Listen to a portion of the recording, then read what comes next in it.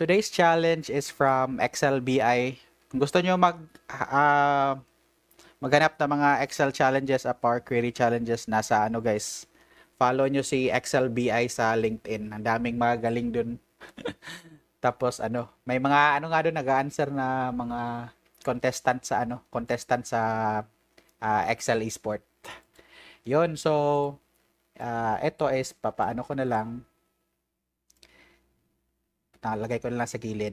Okay, so our challenge for today, this is our 15th Excel challenge, is generate the result table from the problem table. Ito ang problem table. All continents need to be listed for every year. And for missing continents, sales will be 0. Sorting needs to be done on year followed by continent.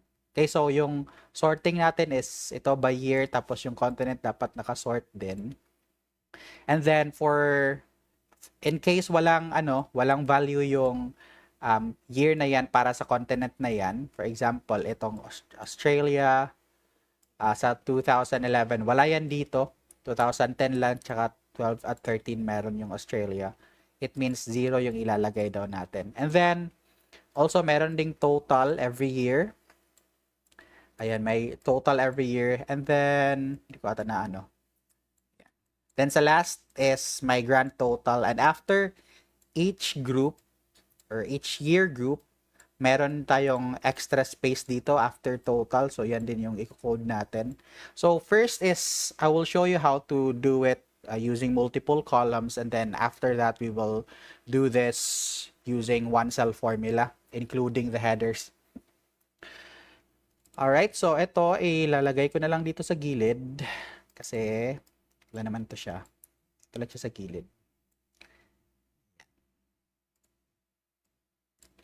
Ito ilagay lang natin dito sa taas kasi siya yung gumawa ng challenge. So, ano tayo dyan? Respect tayo dyan. Ayan. So, let's start.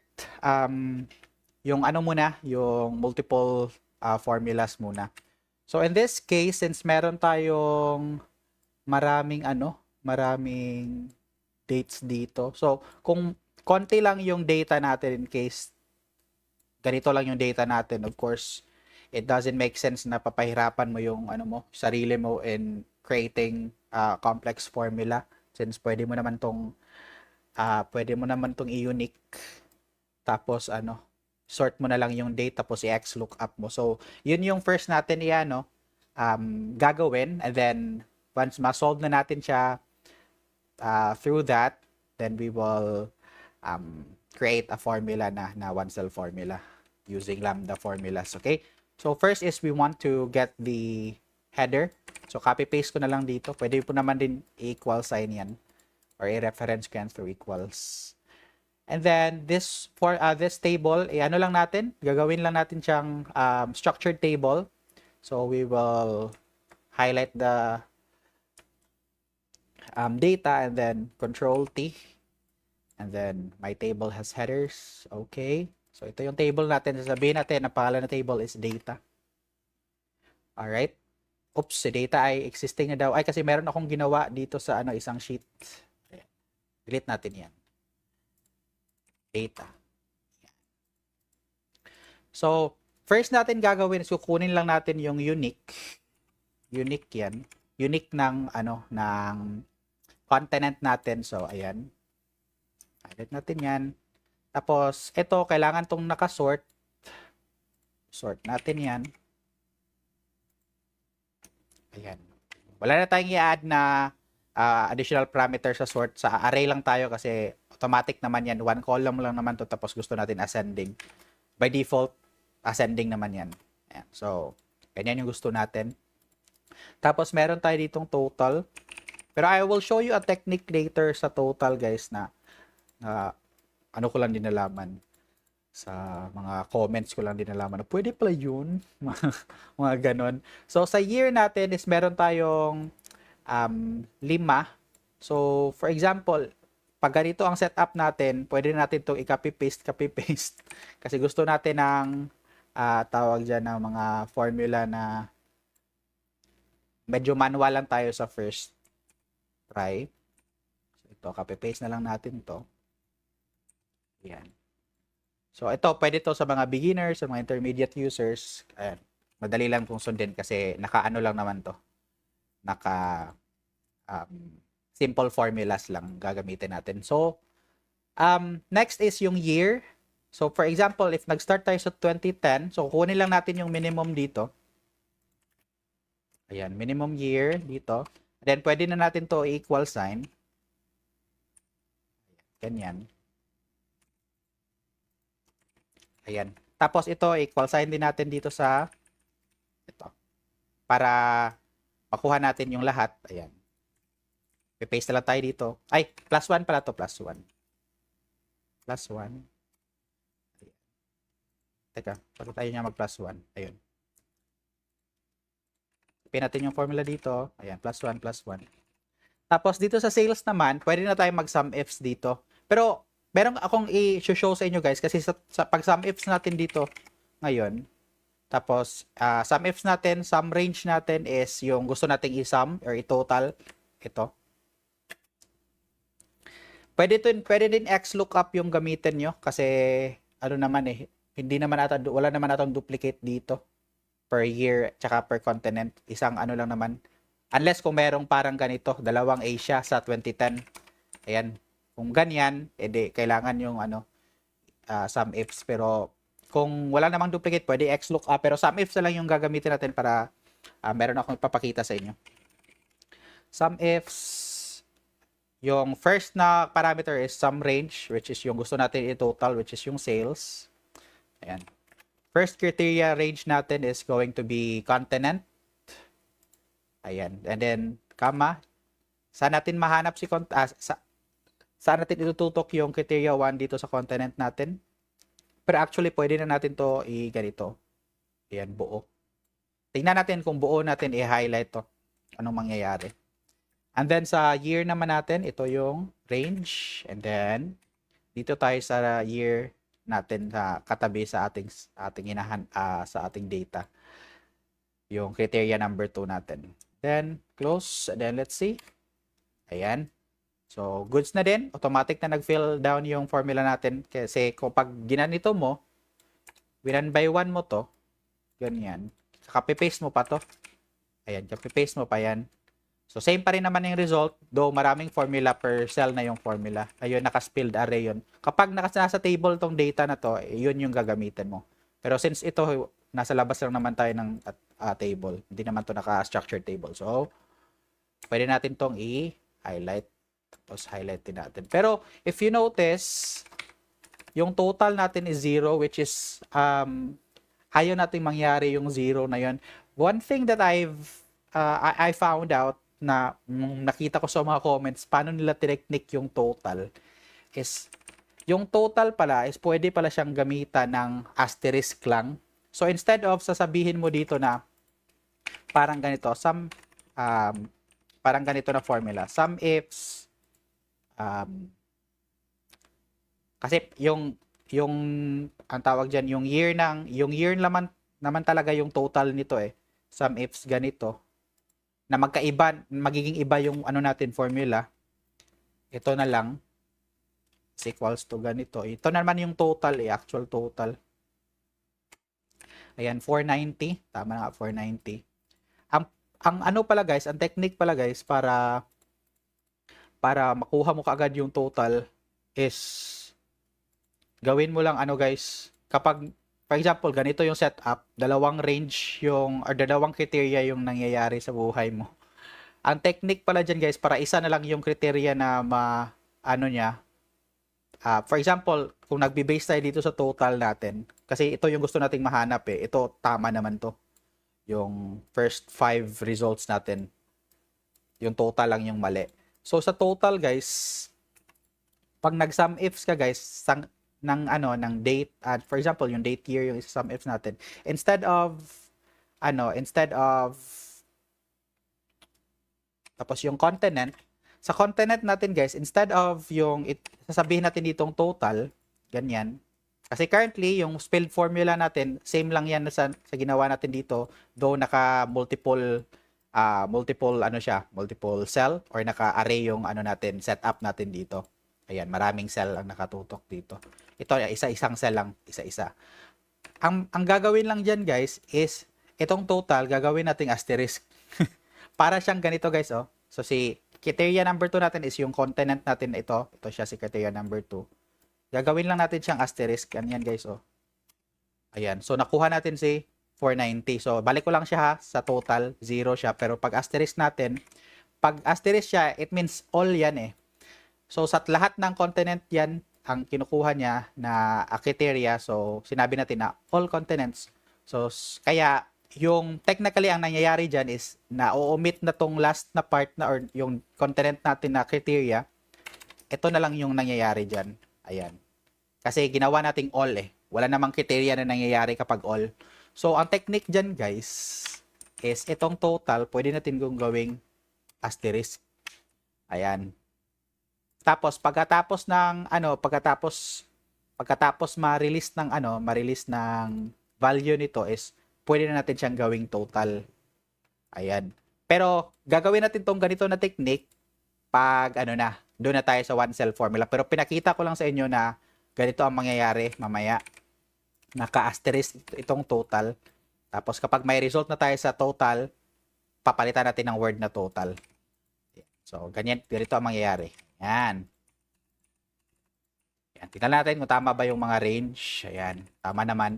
And then, pero in this case, guys, since hindi naman to, gusto naman natin total talaga ang lumabas ito, edi total yung ilalagay natin dito. Ito lang to. Total yung ilalagay natin dito. Ayan. And then, dito sa sa cell natin, gusto lang natin itong 4. Ayan, 4 lang. Tapos ito is sum ifs na lang siya ng ito. Tapos, so, ibang formula siya. So, tapos here. So, ayan, i-copy-paste na lang natin to. Ay, bakit mali?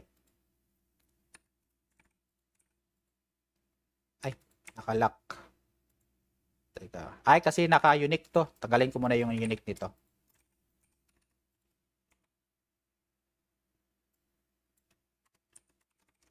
Ayan. So, this should be the same as Sa grand total naman, grand total is going to be, so i-concatenate lang natin yung 2010 tsaka 2013. So, ang mangyari dyan is min, tapos here, ito, tapos,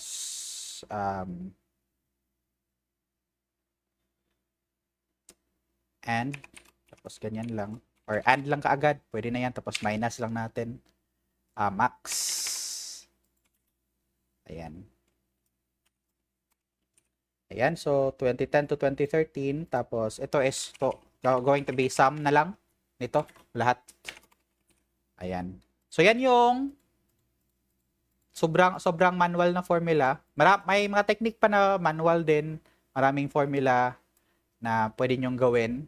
Pwede nyo kayo mag-XLOOKUP, pwede mag-VLOOKUP, maraming pwedeng gawin. Pero sum ifs lang yung ginamit natin ngayon para mas madaling sundan ng mga tao na beginner or intermediate ba. Sorry. So, ayan na yung gusto nating mangyari. So, technically, goods na yan. Ang gagawin naman natin is going to be yung one cell formula or gagamit tayo ng spilled array or lambda formula. Gagamit tayo ng reduce function.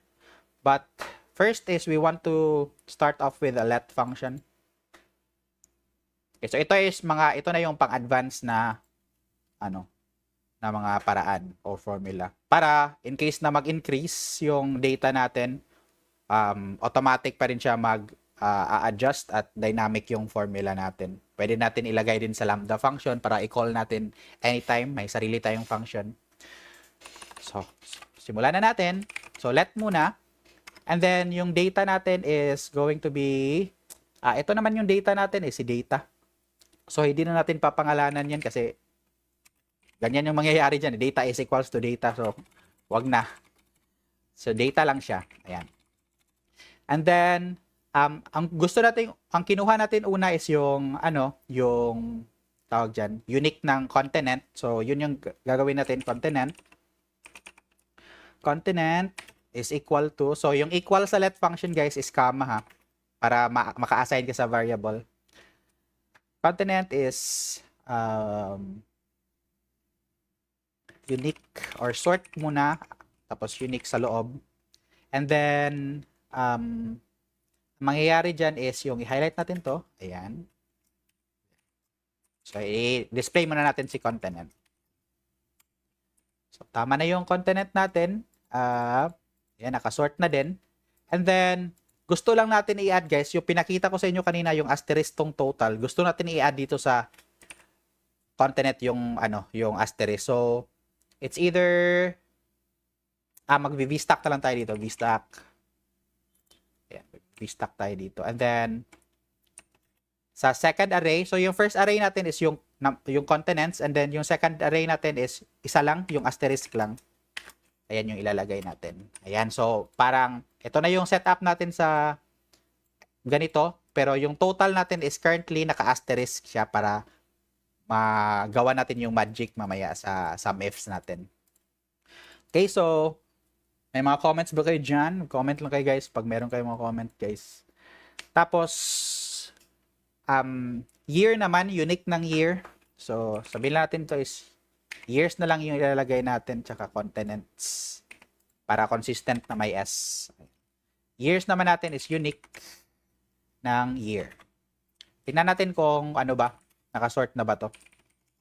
Ay, bakit unique nilagay ko? Years. Ayan, sorted naman, pero kung gusto nyo talagang i-sort nyo lang, ayan. Para in case may dito, ganyan, may ibang date dito na mas latest, di sorted na siya. Sorted pa rin siya. Ayan. Okay, so nakuha na natin si continent tsaka year. So basically meron na tayong dalawang variable, continent tsaka years. Ang next naman natin na gagawin guys is dito na tayo gagawa ng reduce function. Dito natin ilalagay yung reduce function. Since kompleto na yung variable natin. So, sa reduce function, guys, yung initial value natin is yung header. Header na lang yung gagamitin ko. Ang ingay naman ang aso dito. Yung header na lang yung i-refer ko. Ayan, i-highlight ko lang yung header ng table natin. Para siya yung initial value, siya yung nasa first. Para ganito siya, guys. Tapos yung array natin is, yung array natin is going to be continents. Yung naka-unique na continents natin na din-display natin kanina. So, copy ko lang to. Paste ko lang dito. Tapos, sa function is lambda.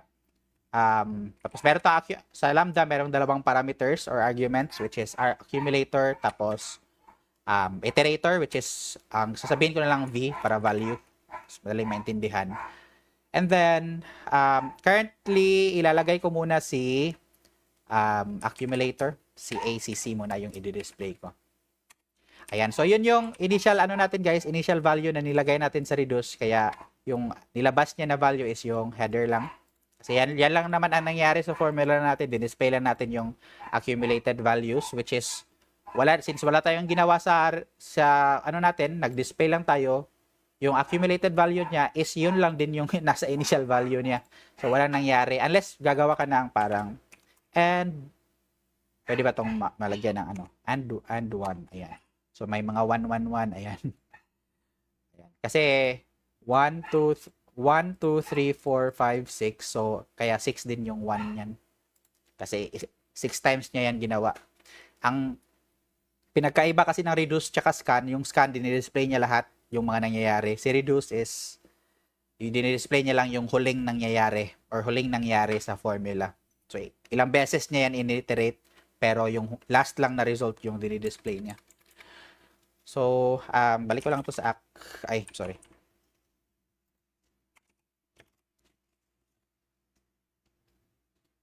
Yan. Comment lang kayo guys kung medyo nalilito kayo. Pero nakakalito talaga yung reduce guys, lalo na yung nung una ko pang pinapractice tong reduce function. Kahit ngayon nalilito pa rin ako. So, ang first natin gagawin is mag-v-stack lang tayo. Tapos para mag-stack sila vertically kasi gusto natin mag-stack sila ito yung una na stack, tapos yung pangalawa is itong first na set na may 2010. Second is itong continent pa rin, pero 2011 na. Gusto natin ganun yung mangyari. So, ang gagawin natin, ang first natin gagawin guys is stack lang natin sila. Wag muna natin isipin yung mga space dyan. So, accumulator, ang i-display natin kasi gusto natin ma-display si itong header natin. Kaya gusto natin i-display muna si accumulator. Pagkatapos niyan is ano nga ba yung i-display natin? Continent. Try muna natin si continents. Ayan. Natin kung kulang ba to. Ayan. So as you can see guys, na-display na natin yung mga pangyayari, pero sobra ata to. Ilan ba to? 1. Sobra ata tayo ng ano guys, isang set. If I'm not mistaken. Sige, tingnan lang natin kung anong nangyayari dyan mamaya. Pero, lalagay pa kasi tayo ng ano dito, year. Teka, continents ba yung i-ano ko or year? Year ata guys, kasi naka-base tayo dito sa year. So, parang year ata yung ano ko. Year ata yung i-traverse natin kasi yung continent natin, consistent naman yan na 6. Pero yung years natin guys is limited siya based on the unique values ng years dito natin. So gusto natin ilang beses lang siya mag-iterate. 1, 2, 3, 4. 4 times lang siya kasi 4 years lang naman yung unique years natin. So lalagay ko lang na lang to sa variable na result para in case gusto natin i-check yung ano natin. Uy, napindot ko yung insert. Reduce, ayan. Galing ko lang tong ano. Para in case i-check natin yung insert na ay yung years na variable. Ayan, makita lang natin. So, gusto natin 4 times lang siya magdi-display ng values. Ayan, mag-reiterate. So, gusto natin years lang yung i-ano natin dito. Ilalagay sa array instead of continents. Years yung ilalagay natin. Yan. So, enter natin. Ay, result. Kulang ng L. Sorry. So, as you can see, ilang beses na tayo nag-reiterate. Ito first, second, third, fourth. So, yun yung gusto natin. And then, next is gusto na lang natin i-display yung years dito. So, ang gagawin lang natin dyan guys para ma-display yung years is check muna natin.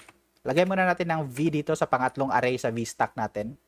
Or, hindi pala. Kasi kapag nag-VStack tayo guys, magsa-stack siya vertically. So, ang gusto natin mangyari is horizontal naman.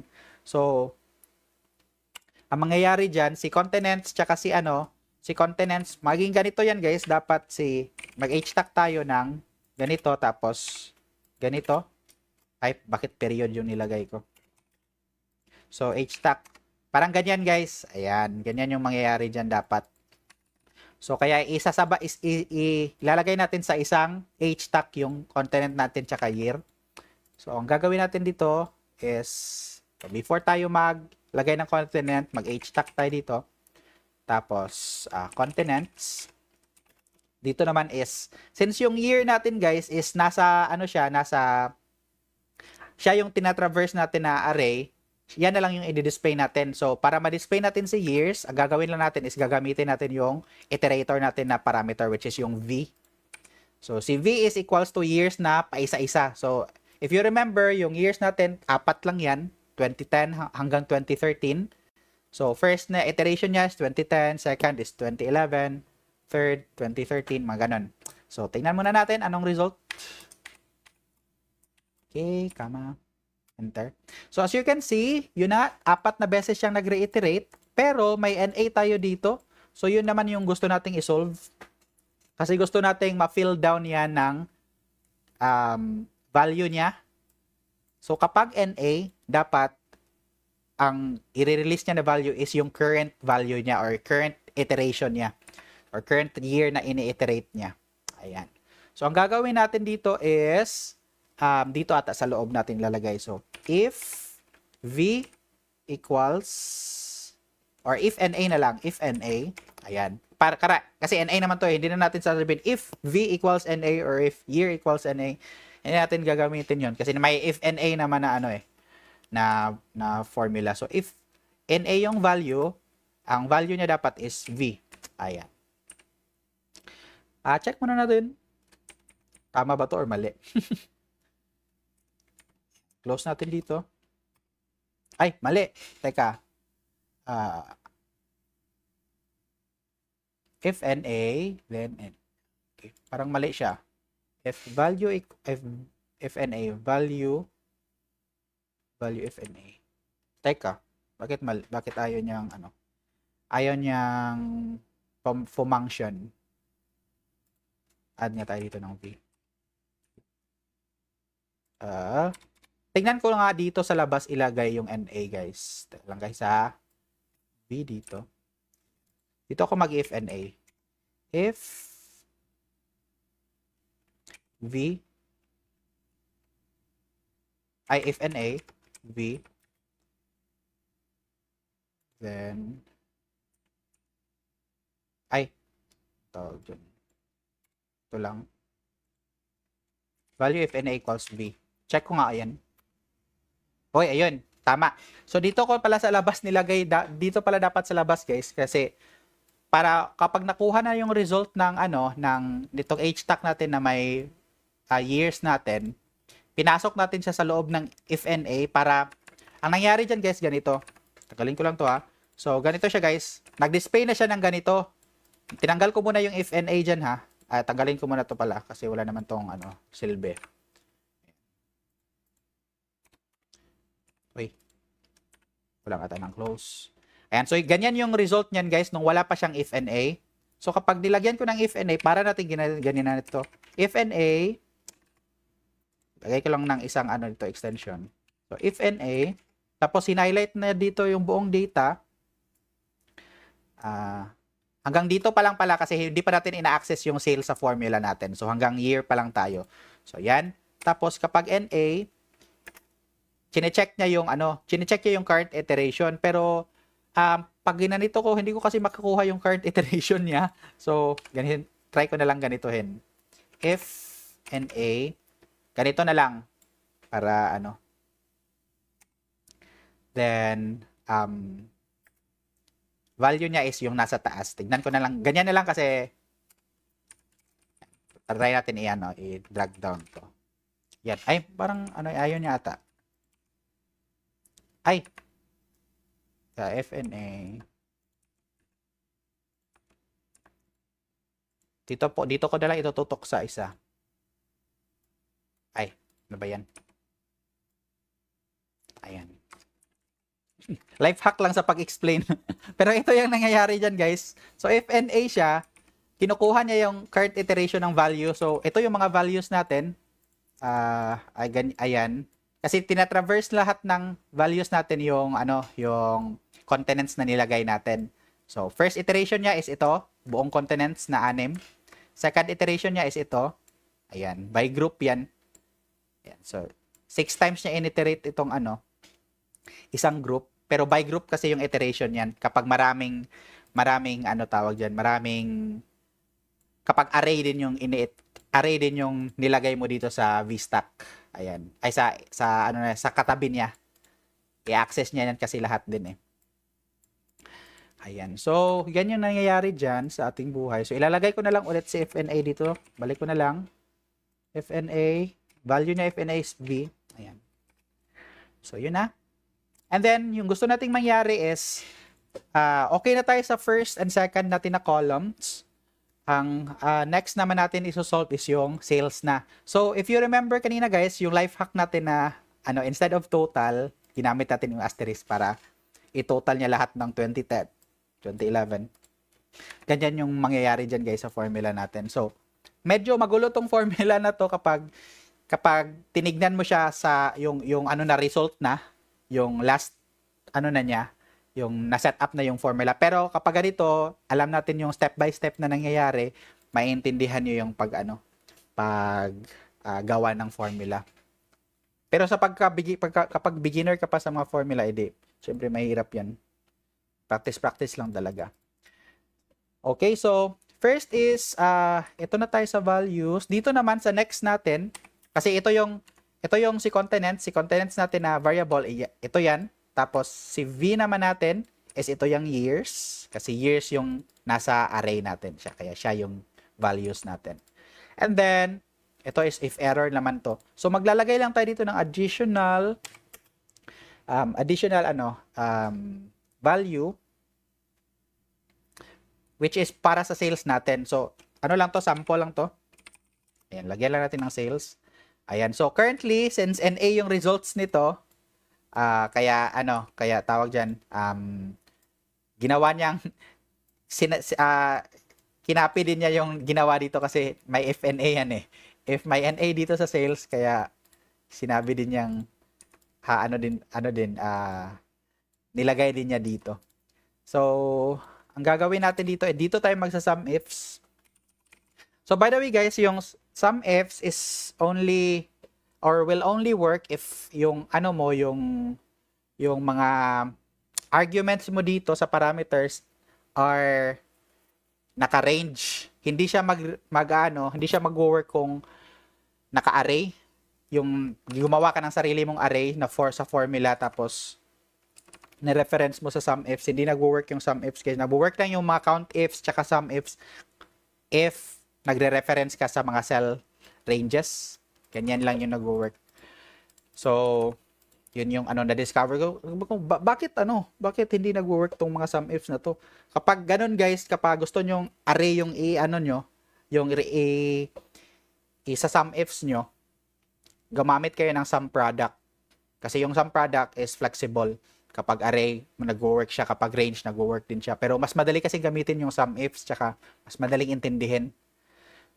Kaya ganun. Medyo, kasi yung sum products medyo intimidating kapag hindi ka masyadong gumagamit niyan. Pero maintindihan mo lang din naman pag pinapractice mo.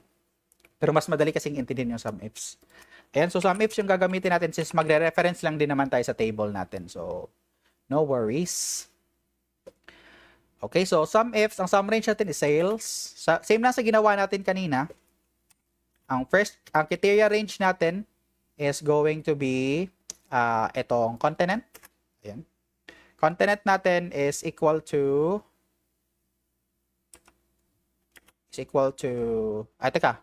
continent natin is equal to itong continents na ginawa natin na unique. Ayan. Kasi ito yon si continents natin. Ayan. Na ginawa natin na unique. And then, next is years. I-highlight natin si years.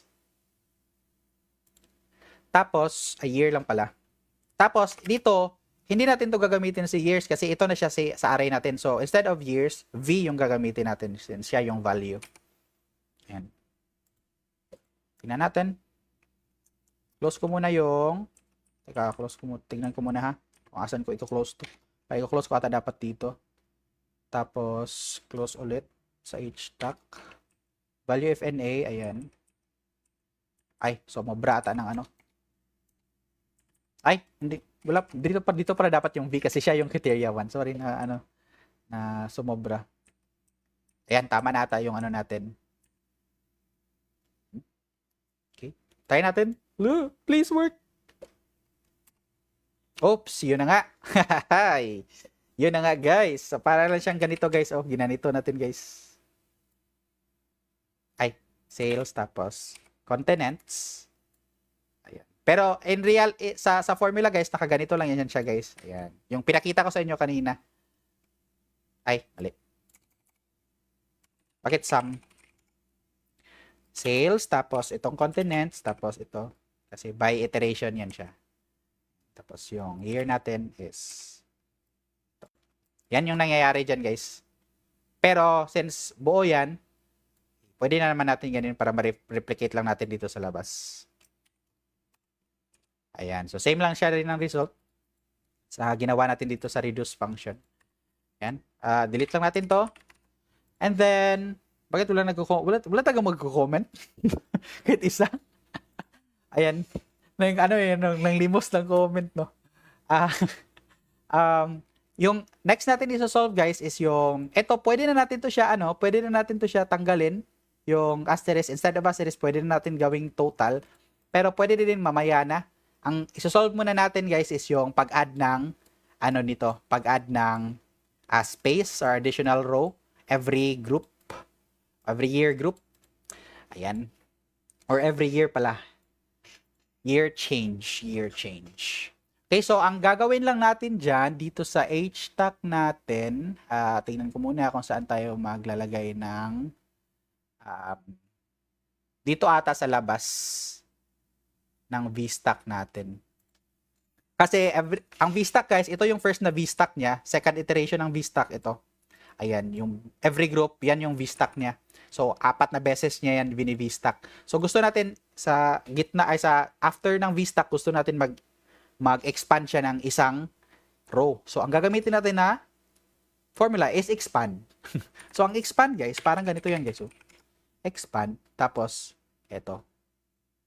For example, ganyan. Ayan. Tapos, mag-expand tayo ng row guys. So, currently, yung row natin is ito. So, ang gagawin natin is rows. Ayan. Kapag gumamit ka ng rows, kapag hinighlight mo yung rows mo, current rows mo, yan na lang, buong data na lang natin. Rows, same na pa rin naman yung ano dyan. Ang mangyayari dyan guys, explain ko muna yung rows before yung expand. Ayan.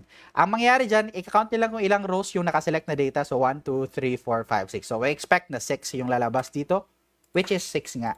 So, yan yung rows. Sa expand naman, papasok natin yung rows natin. Tapos sa rows, ayan, yung rows natin.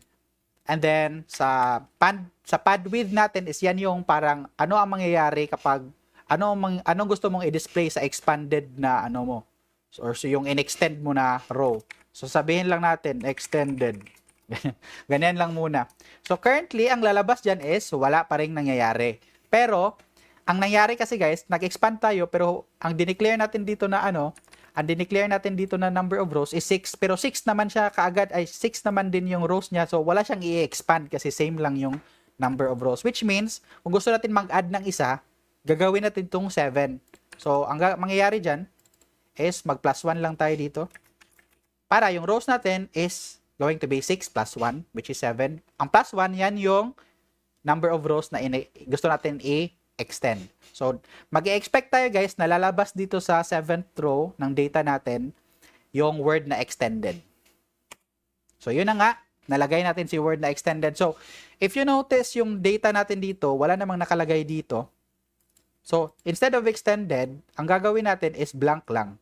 So, lalagyan lang natin siya ng double quotation marks, open tsaka close na quotation marks, tapos enter. So, ito na yung nilagyan ko lang na extended para makita nyo kaagad yung kasi kapag blank yan, parang nangyari dyan. Ganyan. Pero, as you can see, may square dito sa ating spilled array na kasama na itong blank. So, yun yung i-leverage natin sa formula natin dito. So, dito sa VStack natin, yung VStack na result natin, yan yung ipapasok natin sa extend na formula. So, extend tayo dito. So, if you notice guys, yung sa extend natin, itong first na variable natin, first na argument pala or sa parameter na array, yan yung result ng VStack guys dito sa natin. So, yung buong VStack na result, yun yung ito siya. So, yung ni-reference natin dito sa formula, which is itong buong group ng year na to. Ayan. So, para hindi kayo or para mas madaling maintindihan. Ayan. Though mahirap pa rin intindihin kapag hindi ka sanay. At least tinry ko mag-explain. Alright. Ang lalagay natin dito, same lang sa formula na ginamit natin, extend. Oops. Bakit hindi siya expand pala. Anong extend? Extend na tuloy yung ko. Kasi extend yung nilagay natin dito kanina. So, expand. Tapos, sa array natin, ito yung buong formula until sa VStack. So, ito yung array number 2 pa natin sa VStack. Ito, nasa labas na tayo ng VStack, nasa expand na tayo na part. So, kama na tayo dito. Ay, period yung nalagay ko. So, dito, rows yung ilalagay natin. Tapos, yung rows natin, i-reference lang natin si continents. Since per continent naman yung 1, 2, 3, 4, 5, 6, kasama si total, yung every iteration. Yung by group natin, yan naman yung mangyayari dyan. Same sa hinighlight natin dito, yung continents naman talaga yun. So, continents yung ilalagay natin dito, which is yung ginawa natin dito na variable, yung unique na continents. And then, plus 1, same pa rin sa ginawa natin kanina, nag-plus 1 tayo. Sa columns, wala lang tayong i-extend. So, kama lang tayo dyan. Pad width, ito na yung double quotation marks or blank. Yan na yon. So, dito, i-close na lang natin yung lambda natin, tsaka reduce. Ayan, so ito na yung result. Tingnan natin. Uy, bakit ayaw niya? Close.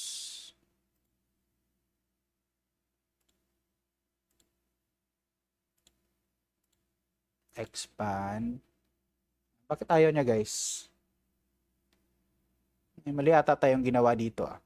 Dito ba yan sa loob o sa labas? Try ko nga sa loob. Baka sa loob yan, guys. Teka lang, guys, ha. Na ano din ako, na not sure din ako sa ginawa ko. Value. Ay, kasi first niya na iteration is ito. So, dapat sa loob pala to. Teka, guys, ha. Sa loob pala to, guys. Ng if na. Before ng if na natin. Or if and a. Ayusin ko muna yung ano natin, guys. Ayusin ko muna tong ano natin, mga parenthesis natin. Close natin yung hindi pa rin magka-close yung vstack. Ito yung expand array, rows. Dito pala tayo sa ano, guys, sa loob ng ano. Try natin sa loob. Kung hindi pa rin mag-work, let's figure it out. Close. Close sa lambda, close sa reduce. Ayan, so, let's see. Please work. Oh, ayun na nga. Sa loob pala, guys. Kasi yung first na vstack natin, guys, is yung si itong accumulator. Tapos, ang nangyari, guys, is yung rows natin na in-expand, plus, ilan ba to? Plus 8. Tapos, para maglalagay ata tayo doon, kailangan, kung nasa labas i-expand, ang mangyayari ata doon is, ang nangyari ata doon is, yung lahat ata yun eh. Yung lahat ata na na value, tapos yung in-expand natin is 7 lang. Tapos, ito, multiple rows na to. Ilang rows na to? 26 or more. Kasi may pa to ata. May mga blank space pa. So, in-expand is, instead of in-expand, pinaliit natin kaya naging value yun. So, sa loob pala siya dapat, guys. So, ito, almost, almost finish. Meron na tayong headers. Tapos, meron na tayong sum nito. Ayan, parang tama naman ata yung natin, formula. Tingnan lang natin muna kung true ba. Ay, anong true? Equals. Ayan. Check na natin kung true lahat. Except sa mga blanks. Sa last dito. Yan, true naman. True naman lahat. So, tama yung result natin. Ang next na lang natin is, itong i-result natin, gagawin na natin itong asterisk natin, gagawin na natin total. So, ang gagawin lang natin dyan, guys, is dito na to sa labas ng vstack natin. Dito na tayo maglalagay ng substitute. O baka hindi na naman mag-work to. Ay, teka lang. Substitute. Ayan. So, isa substitute lang natin yung, tawag dyan, yung asterisk with total. So, si text natin is yung buong result natin na vstack. So, hanapin lang natin yung end ng vstack, which is ito. Ayan. So, dito na tayo balik sa substitute na formula. All text is equals to asterisk. Ayan. Lalagay lang natin siya sa quotation marks. New text is equals to total.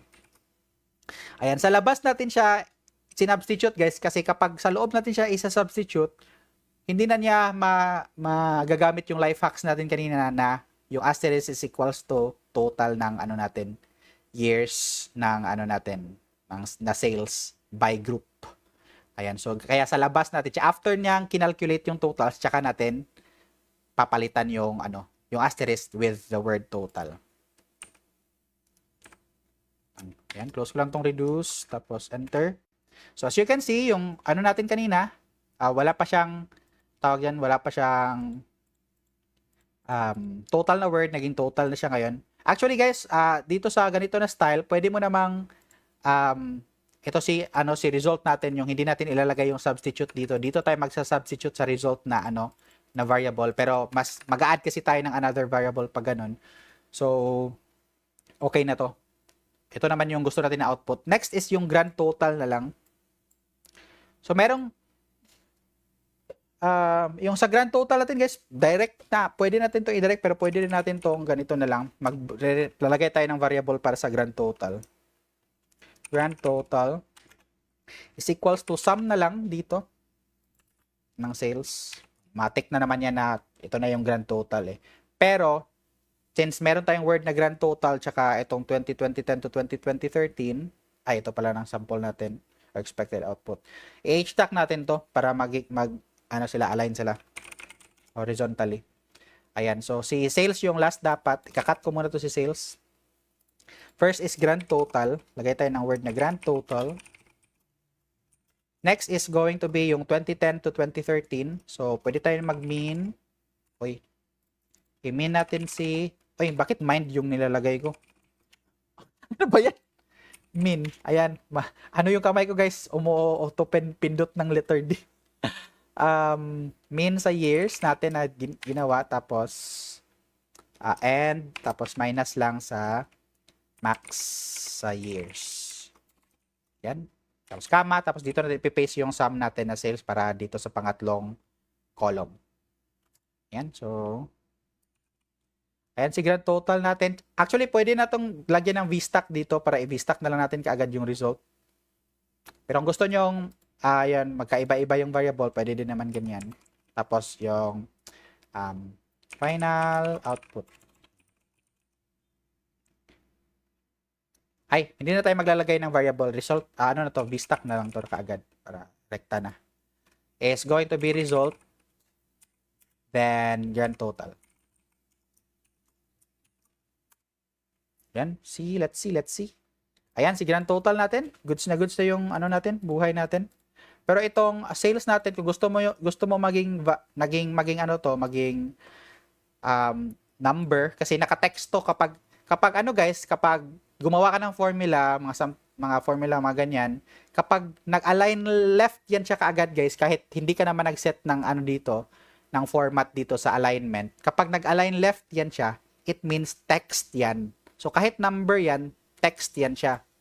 Pero kapag nag-align right yan, katulad dito, ayan, mga nag-align right, it means considered siya as number. So, yan, dyan ka makakapag gawa ng mga arithmetic formulas, mga addition, mga ganyan. So, yan yung difference niyang kapag nag-left side siya kaagad. Considered yan siya as text na format. So, minsan may mga dates kayo na, for example, mga ganyan, Pakita ko lang sa inyo na date. Ganyan. Ganyan. For example, yung date ganyan. Ayan. So, yung date, guys, is considered siya as numeric. Ano kasi yan numeric? Kasi kapag sinabi mo ditong, hindi mo sinabing date dito na format, ginawa mong general, ayan, number talaga yung date na yan. Ayan. So, Ctrl Z ko lang. Ayan. Pero kapag sinabi mo dito, guys, na gagawin nating text, ha. Ayan. Ito yung isang sample. Gagawin nating text yung date. Mag-align left yan siya kaagad. Ayan. So, difference niyan is kapag general mo na, naka-general na to, pero naka-date pa rin yung format niya kasi naka-text siya na format. Ito, naka-number to. Kapag ginawa mong general, ayan. Ayan yung tunay na number niya or value niya. So, pwede ka naman kumuha dyan ng mga date value. Ayan, date value. Ayan, para maging number siya. May mga techniques naman na Tsaka ito din, kapag numbers, gawin mo lang value. Ayan, highlight mo lang to. Ayan, error yan sa wala. So, pwede ka namang gawa ng dyan, error handling. Ayan.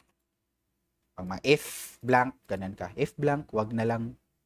Or if NA lang. Or if N. Okay. Try ko nga, if N. Then value.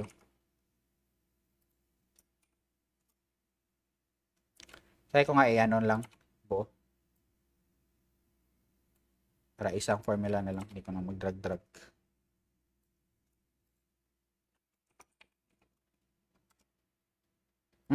Ayaw niya.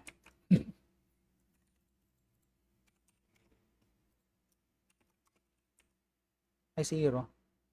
Ay, kasi true or false kasi itong N eh. Pwede ka naman magsabi na if is blank or if equals tawag dyan, ganito, equals blank, ganyan, or if is blank, pwede naman din. Try natin, baka hindi na naman. Ayan.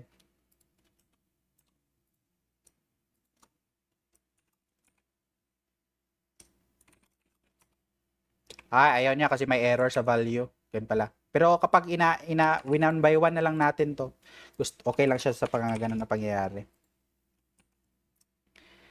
Equal equals blank, or if is blank value. Magda-drag down tayo ng formula. Uy, bakit ayaw niya? Ayaw na talaga mag-release ng value, guys, kahit ano. Ano bang nangyayari dito? Ano na?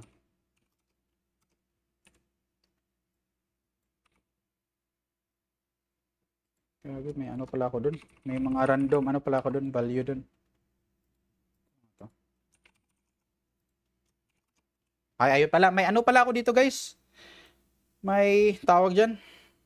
May nalagay ako dito na formula na hindi nag-show. Kaya hindi pala nakakapag, ano yun, nakakapag-spill yung array ko. Yung ginagawa kanina.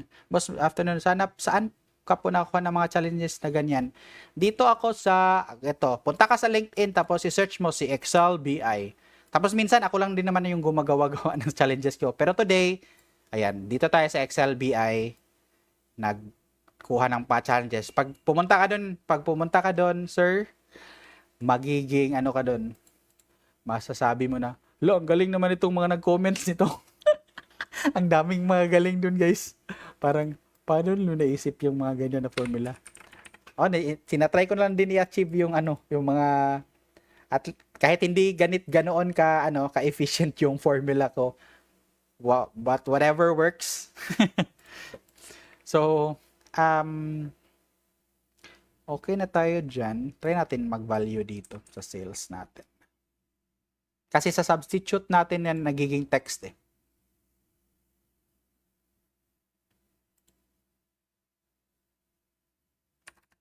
Ano na ba ang next natin na gagawin? Lalagay na lang tayo ng conditional formatting. Kapag merong header, magiging green. Kapag total na lang, automatic na tong taas na ano eh. Lagay natin dito na green. Yan, tapos puti. Tapos kapag may total, magiging light ano siya. Tapos try natin lagyan ng ano. Ano ko muna to? Lagay ko muna to dito sa tabi. Ayan, try natin lagyan ng additional ano yan data para pakita natin kung dynamic o hindi.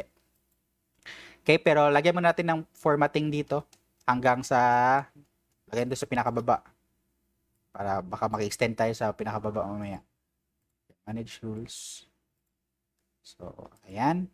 Gawa tayo ng formula natin. So, equals, if ito is equals to total, ayan. Tanggalin lang natin yung naka-ano guys, yung naka, ano natin, lock is yung column lang, na column letter. Yung pangalawang dollar sign, tanggalin nyo. Para hindi na, para mag-reiterate pababa yung conditional formatting natin. Is equal to total. Then, i-format natin siya into parang light na green. Tapos bold. Ay, ano ba yung bold? Ayan, bold. Yan, para ganyan. So, apply. Ayan, yan sa total natin. And then, sa pag-grand total naman is medyo dark siya. Medyo dark. So, pwede natin to i-duplicate. Ayan. Tapos, edit rule. To grand total. Ay, ano ba yan? Grand total. Ito, palitan lang natin ng medyo dark. Ito, medyo dark siya na green. Apply. Ayan, para mas darker yung grand total natin. So, try natin lagyan ng ano, random dito na value. Lagay na tayo ng run between 20 to lagay tayo 200. Ayan, tapos ito is lagay lang tayo dito ng 2024. Random din. Kaso magta-times tayo yan ng ano, to the power of Chauviness. Lagay tayo ng 2024 tsaka 2014 pala, 2014. Pwede tayo mag ano din guys, 20 2023, ayan. Hindi naman kailangan na ano kaagad eh, na ang tawag dyan, magkaano talaga, magkasunod talaga yung mga dates. Kita natin yung ano, flexibility. Ayan, goods na. Ayan, try natin i-add dito sa ating table. And then, automatic yung formula natin nag-adjust. Ayan, try natin tignan sa table natin yung total row. Ayan, so 3252, which is 3252. Tignan natin sa pivot table natin. Actually guys, pwede ito sa pivot table gawin guys. Pero mas maganda to sa ano ata kapag may group by function na tayo guys. Maganda to ay ano, i-formula lang sa group by kasi marami kang mamomodify kapag group by function pero wala pa kasi sa stable version. So ito na yung ano natin, complete complete tawag dyan. Yan. Results, final result natin, final results. Okay, kung gusto niyo mag-additional ng ano, ng border, pwede din. So, ilagay nyo lang din dun ulit sa ano, sa conditional formatting. Kalagay kayo dito. Pwede naman natin itong i-duplicate rules, tapos edit. If not blank, then, ano na lang tayo, gagawa na lang tayo ng bago. If, dito sa taas, simula, dito naman nakaselect yung data natin. Not equals to blank, then magbo-border tayo. Gray.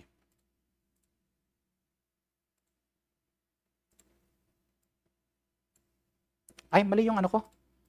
Nakaselect ko, ano lang. Ito lang yung nakaselect ko na cell. Dito tayo. Pira natin yan. Ayan. Yung 0, kina-consider niya as blank? Or naka-highlight ko na cell mali?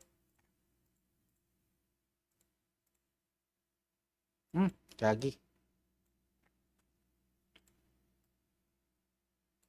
I2. Ayun pala. Ayun.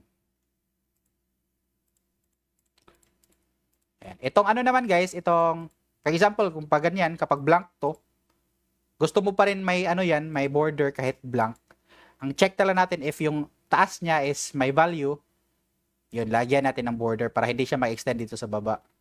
So, pwede namin maglalagay dyan ng or na ano, dito tayo or. Ayan, or copy lang natin to. Pero dito sa or natin, ng pangalawa niya is ano na tayo, check na natin if meron siyang value yung taas. Pero actually, hindi na tayo kailangan mag-or. Okay na, ito lang yung if ano natin. Pero dito, magiging blank siya. Kailangan pa rin ng or. Kasi dalawang condition lang, either of the two kung ma-meet niya yung ano. So, ito, 1 na lang is equal to blank. Yan. So, para i-check na yung nasa taas niya. Ayan. Para may ano pa rin, border pa rin kahit blank siya. Basta kasali siya sa data natin. Pero ito, may ano siya, no? May, nag-extend siya, no? Or sa baba na lang natin i-base. Tuloy ko lang. Instead of 1, 3 yung gagamitin natin. Nag-extend siya dun sa baba, eh.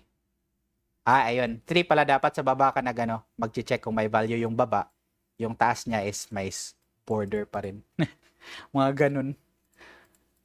Meron ba kayong question guys before tayo mag-end live? Sa next naman na live natin is yung ano naman, balik tayo sa medyo basic na naman tayo. Baka mag-data visualization tayo or ano pala, sa next live baka mag-ano tayo, Power Automate, yung basic lang sa Power Automate. Pwede nating i-mix yung Power Automate sa Power Query. Yun yung ginagawa ko sa sa work ko pero hindi ko na ginagawa ngayon.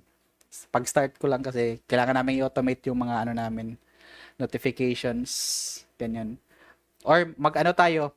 Next live natin guys is tayo, Microsoft Forms tapos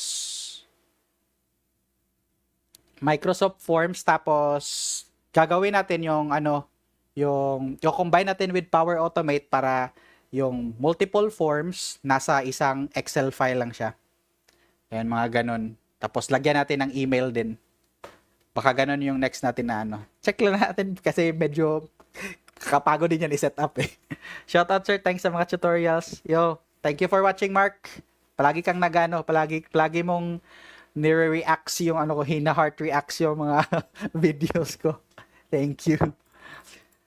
Ayun lang ata for today. Thank you very much for your time. And then, see you on my next live. Maybe maka-live tayo tomorrow kung hindi ako busy. Pero, meron pala akong pending na task, guys.